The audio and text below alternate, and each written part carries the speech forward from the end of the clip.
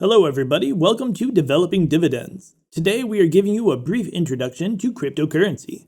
But before we start, don't forget to click that like button and subscribe to our channel. Now let's jump right in. Cryptocurrencies are becoming more and more popular, and it's no wonder with cryptocurrencies you can buy things, invest in things, and earn money yourself.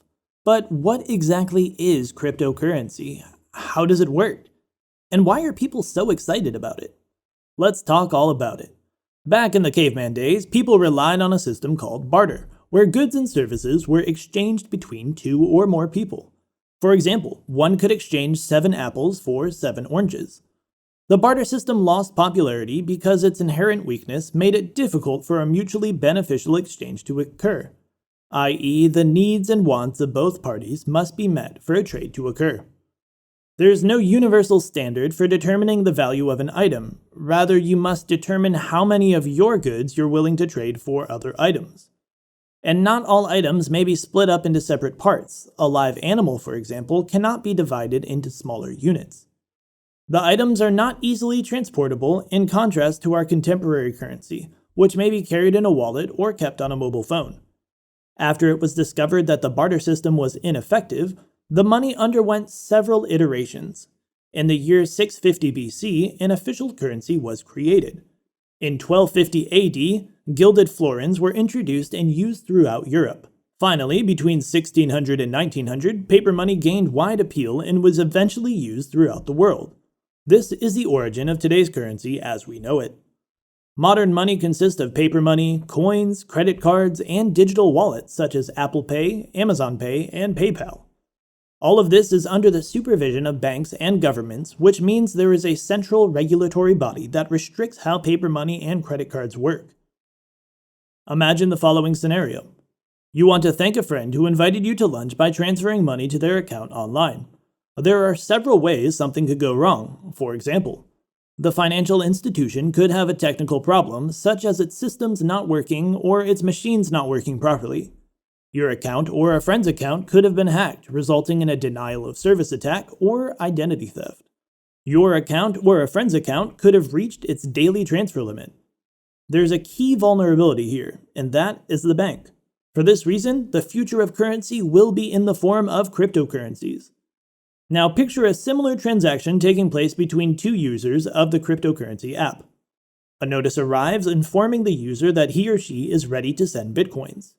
If yes, processing begins. The system verifies the user's identification, determines whether the user has sufficient funds to complete the transaction, and so on. After that, the payment is transmitted and the funds are deposited into the receiver's account. This all happens in a matter of minutes. Thus, cryptocurrency eliminates all of the problems associated with modern banking. There are no restrictions to the amount of money you may transfer, your accounts cannot be hacked, and there is no single point of failure. Cryptocurrency is a digital currency that uses encryption techniques to control the creation of new coins and secure transactions. It's a currency that exists entirely online. It's not tied to any government or a physical object. Cryptocurrency runs on a public ledger called blockchain. It records the digital history of every cryptocurrency transaction, making it virtually impossible to forge. It's decentralized, meaning it isn't controlled by anyone. No one country or organization can decide what happens to the currency. No one person can increase or decrease its value. That means that nobody can hold your money hostage if you don't pay up. And it also means that nobody can manipulate the value of your coins by inflating them artificially. Same like traditional currencies do when central banks print more cash than they need in order to keep interest rates low. Cryptocurrency uses consensus to verify transactions. This means that every node that participates in its network must agree to the transaction before it can be posted on the network's blockchain. To understand how this works, let's look at an example. Say you want to send some cryptocurrency to someone else. This is called a transaction because it involves sending a unit of value from one person to another. For example, if you have 1 Bitcoin and you want to send it from your wallet address to another person's wallet address, then this would be considered a transaction. You would go through your wallet application and enter the recipient's wallet address into the send file, and then enter how much Bitcoin you would like to send them. Once you've entered all of your information correctly, click Submit. That may sound easy enough, but what happens next? Your wallet application will send out this transaction request across its network of nodes. Now, every node that participates in its network must agree to the transaction before it can be posted on its blockchain. In order to accomplish this, each node stores its own copy of the blockchain and sends updates to other nodes when it receives new blocks from other nodes. The nodes then vote on whether or not a new block should be added to their chain. If a majority of nodes agree, then the block is added and everyone moves forward. If not, then no one does anything with that block and you have to try again later.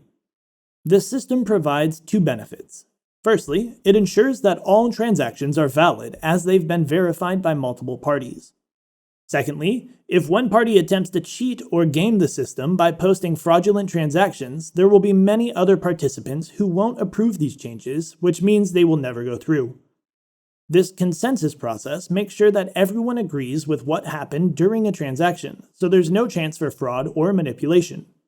Consensus algorithms are also responsible for ensuring no one person can control more than half of the network. This public ledger allows everyone to see every transaction made with Bitcoin or another type of cryptocurrency, which provides an added level of security. This property is called decentralization because there is no central authority or government that controls it. The decentralized nature of cryptocurrencies is one of the main reasons why they're so appealing from a user perspective. You might be wondering where this idea came from. After all, aren't all currencies controlled by governments? The first decentralized cryptocurrency was created by an anonymous programmer named Satoshi Nakamoto in 2009, with Bitcoin abbreviated as BTC.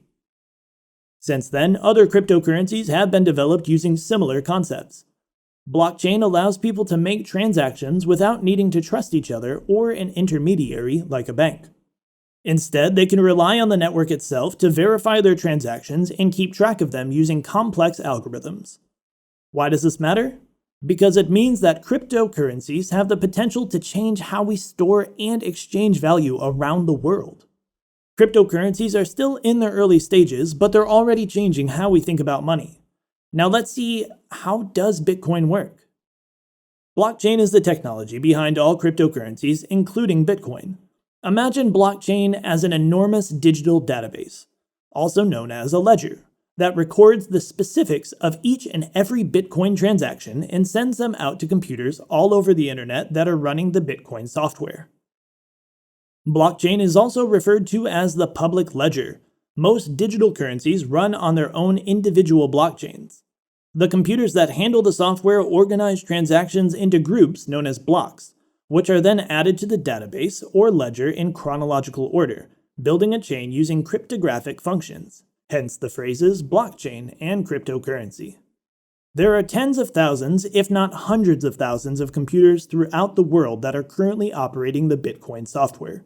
These computers are also referred to as nodes. Now, the question is whether cryptocurrencies are legal. Fiat currencies derive their authority from the government or monetary authorities. For example, every dollar bill is backed by the Federal Reserve. However, cryptocurrencies aren't backed by any public or private entity. As a result, it's been difficult to establish their legal status in various financial jurisdictions around the world. Further complicating matters, cryptocurrencies largely operate outside of the existing financial infrastructure. The legal status of cryptocurrencies has implications for their use in daily transactions and trading. In June 2019, the Financial Action Task Force, FATF, recommended that wire transfers of cryptocurrencies should be subject to the requirements of its travel rule, which requires AML compliance. As of December 2021, El Salvador was the only country in the world that allowed Bitcoin as a legal tender in monetary transactions. In the rest of the world, regulation of cryptocurrencies varies by jurisdiction. If you're interested in discovering more about cryptocurrency, then be sure to check out our channel at the first link in the description. Subscribe to the channel and turn on notifications so you don't miss our future videos about personal finance, investing, and more. Check out our most popular uploads playlist linked below and explore what other topics you can learn about. We'll see you in the next video. Take care.